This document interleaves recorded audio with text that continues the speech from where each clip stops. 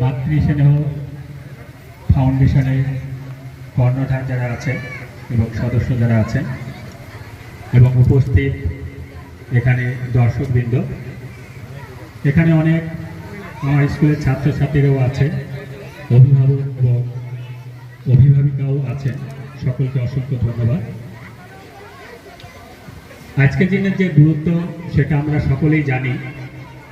1947 সালে 15ই আগস্ট ভারতবর্ষ স্বাধীনতা পেয়েছিল রক্তক্ষয়ী সংগ্রামের মধ্য দিয়ে। এই স্বাধীনতা পাওয়ার জন্যে অনেক মানুষের প্রাণ দিতে হয়েছিল, সেটা আমরা সবাই জানি।